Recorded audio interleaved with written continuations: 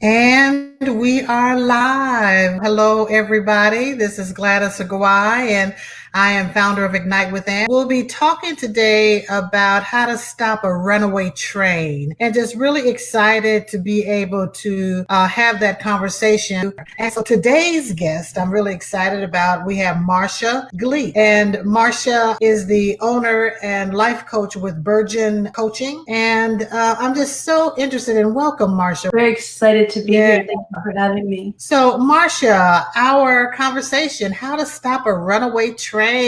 So tell us, how do you stop it? What? You're What is right. it really? What does it mean, really? Yeah, First. so I use the term runaway train to explain or to talk about how we as business women, that the sandwich generation, there's so many places that women find themselves. And what we do is we have been known to be the fixer, the go-to, the last stop, right? So the last stop for me is before the train leaves the station. And sometimes we just want to run away from it all. But because we don't put ourselves first and we always put ourselves last, we sometimes can't stop the train from running away. And what that does when we don't put ourselves first, when we don't take care of ourselves, our patience level, our mood, our stress level, it all continues to, just rise and rise and rise, right? And it all comes down to awareness. What are the triggers that get us to the train, wanting to get on that train and just running away? And when the train leaves the station, sometimes we don't know how to get off. And when we don't get off that train, it crashes, right? It takes us to places that we don't want to be. And I think that we have to be careful of, we don't even sometimes recognize we're in overwhelm. We just get busy doing a lot of busy stuff that doesn't matter. And we don't realize that all of that distracting work, that's right, how we use our time when we're distracted. It's really because overwhelm is a problem for a lot of people, and that's your work. So, but when we get into that overwhelm and we can't see it coming, that it hits us right 2, 3, 4 steps before that, that's when we get ourselves into trouble. Because once you're in that place, it's like looking for the needle in the haystack that'll get us out of that place. That's not where you want to be, and that's where we hit into real chronic problems, looking for solutions. And then you try to find solutions, and where do people go? They go to sometimes drugs, sometimes alcohol, right? And all of these bigger problems, trying to, cut it off at the pass, try not to get on that train. And it really comes down to taking 10 minutes to yourself a day. And people who say, I don't have time, it comes back to their self-worth and what is the value that you put on yourself. It's making time, isn't it? What you need to do for you. I like to use an example. And I never understood until I had my own babies, how could a mom get to that point where you hear, right, they throw them off the balcony or they drive their car into the lake. And I know I'm being a little morbid, but it really drives the point home. It's real. Yeah, it's real. And I had my own child, right? And I remember one day specifically, I was home and she was crying. And there was nothing I could do to console her. And it takes you to that breaking point. Now, if you have a clear mind and you say, okay, I need 5 minutes, you put the baby in the playpen, you put the baby in the crib, you walk away, you breathe. She's going to cry whether she's in that playpen or she's going to cry whether she's in my arms. But being able to take that 5 minutes, and I went out on the balcony, took a really good deep breath and just calmed myself down. Then I went back into the room and picked her up, and lo and behold, she felt my calmness. She stopped crying. But I could see where if you don't take that, I saw that trigger, but if you don't, that baby's going over the balcony. We feel it. We feel that anger, that frustration welling up inside us. And if we can pay more attention to that inner emotion of anxiety or anger or frustration, when you recognize that that's coming up, I think that we all run 200 miles an hour, constantly 200 miles an hour. And we have these fleeting moments about, oh my God, I'm overwhelmed, or, oh, I need to slow down. Oh, I need to take a break. And don't say that, but we're running 200 miles an hour. Mm-hmm. Our minds are always ahead of where we should be. And unless we slow down, I love it when you talked about we need to just take 10 minutes. take a minute, take 30 seconds, something that disrupts. Tony Robbins, I was in his immersive, and he talked about you have to disrupt that pattern of thinking Right. before you get there. Disrupt it. So you have to know that it's coming, because if you are paying attention, that's why I say we have to be aware of our present in our moments. Yeah. We're not present in our moments. We're in a moment thinking about the next moment and the one down the road. But if we are not present in our moments, to know that we are in this negative space, we going down in the negative spiral, to pay attention to it, to then set an intention, to then take action to not get to that red light. I think that we just need to do that. We're just running too fast. And this coronavirus and what we're in with the health and the economic crisis, I'm sure is exacerbating all of that, right? Absolutely. Absolutely. You know, when I look at it, I take it from another point of view as well. Okay.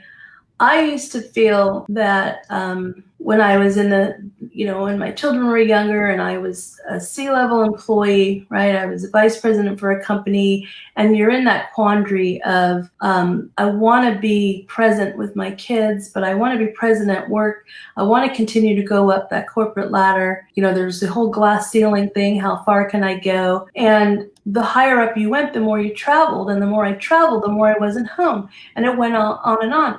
But the thing that I found myself, the place I found myself, right, was feeling like a hamster on a wheel, right? And the going around and around and around and around. And the fear, right? Fear is like so strong in us that if I got off or if I stopped, the whole thing was going to come tumbling down, right? So we're fearful of stopping and taking care of ourselves a little bit, but the fear sometimes is greater than the overwhelm. Yeah. And if we're And I think that we have to take some time to understand that fear. What are we fearful of?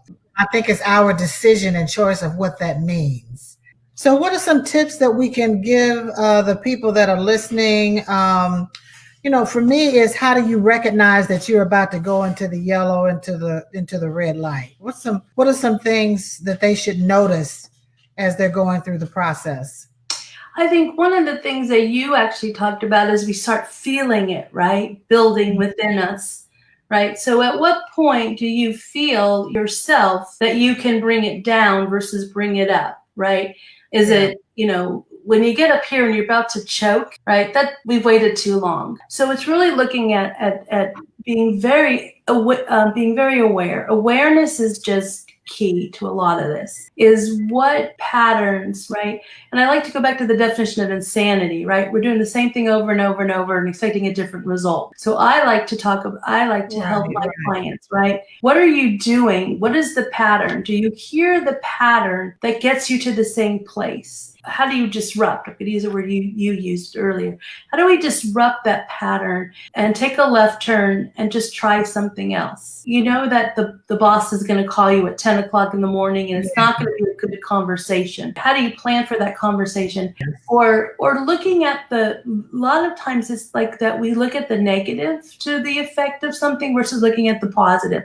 Balance. Yeah, it really is. It's that balance. I always think about a seesaw, right? That we're trying to find that balance, and sometimes we're not going to be in balance, but it's really the idea of being as close to balance as we can. So when two kids are trying to, do that balancing act on a seesaw, they get there and then somebody moves and boom, it goes, right? But the challenge in the game that they're playing, the fun is to get to that point. Exactly. So we have to look at balance and not putting balance with perfection. I agree. Balance doesn't mean that once you decide this is what my work-life balance is, it's always that way. I really think it's a moment-to-moment decision making process. Stop stressing yourself out that it has to be this way, or balance is based on somebody else's norm. So we're all in it. Yeah. So how do we work with ourselves as individuals to make sure we get through it in a positive way where we can achieve the outcomes that we want? Because if we don't, we will spiral down. Yeah. And I like to answer that as find a partner, find a friend, find a coach, find somebody who can just be there for you, that can hold you accountable to you. Because we're not always so good at holding ourselves accountable, but sometimes we just need to get on a, commiserate or laugh. I mean, laughter. That's like that's my bailiwick, right? I love to laugh and just have a good time, and sometimes it just makes us feel better, right? Put on a just funny a smile. show. Yeah, So I having totally somebody that you feel that you can rely on, that you trust, that's right there with you, is just so important. Yeah, but that's not going to feed into the negativity, though, right? No, not going to feed into the negativity. Before we end, though, let's talk about, your book. So my you book. can't good for others if you're not good for you, right? Is the name of your book. I think it's coming out in the fall, right? Yeah, it's coming out in the fall.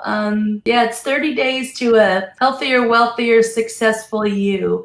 And what I bring you through the book is 30 days of self-care strategies. So we start off by understanding what is it you really want in this world, and how do we eliminate the excuses that hold us back, right? How do we create a plan to get us to where we want to go? And then I just kind of go through different strategies throughout the book, 30 days of trying new things that you can do at home, which leads you up to being able to creating your own self-care plan that you can follow. So it was definitely a journey for me to really sit down and put on paper all the things that I speak about, the things that I coach my clients with, and you put it on paper, and it almost becomes even more real than it was before. I don't know, did you find that experience too with your book? Yep, I did. It was, because I did mine is on dumped, not dumped on, how to stop reliving rejection in and negative experiences from that rejection in your life, business, and career. And, I've been through rejection. I mean, all kind of ways, ups and downs. And it's about how do you get through that? So it was really reflective and empowering for me, that just because it helped me to know how much I've really come through, all of that, but also how I've been able to help other people. So it was really good. So, Marcia, I so much appreciate you joining the Tuesday morning sip and talk, and talking about this topic of how to stop a runaway train. And what we found out, y'all, is that the runaway train is us. And the only way that it can be stopped is if we stop it, right? Make sure that you're present in your moments to know just where you are, so that you can work your way out of it before it's too late. And you start having behaviors to that negative spiral that's going down, and then you're not achieving the outcomes that you want, right? Yeah. So I have a gift I want to give your audience today. Okay, I've created it's my mood temperature cheat sheet, and it really explains the green zone, the red zone, and the yellow zone, and how you can better keep yourself in the green zone, and strategies to help awareness. So you can get that. You want to put it in the chat here, or how do you want me to get it? I'm putting it in the chat now, the mood temperature cheat sheet. And where can they get that? Okay, so they can get it at it's https:// and it's a bit.ly/, and this is 2 capital V capital D capital T B capital D2, and I'll put it in the I put it in the chat so we can copy it. Put it in the chat, because that's more letters and I'll mess it up. Yeah, and I'll also put that in the Facebook Live so that that'd be great. They can go back to that. Yeah, so it's my mood temperature cheat sheet. It's just it's fun. It's one page, and you can keep it with you all the time. It'll help you learn awareness and keep yourself from teetering. And I'll put that on my Facebook. Again, Marcia, thank you again for joining me here on the Tuesday morning Sip and Talk. And we're every Tuesday morning at 10 a.m. with our special guests. And we'll be posting this up on all of the social media channels after this. And Marcia, good luck on your book. I'm excited about it. I think I'm going to. Thank you all for listening and for being here with us today. I hope you learned one thing that and keep listening in.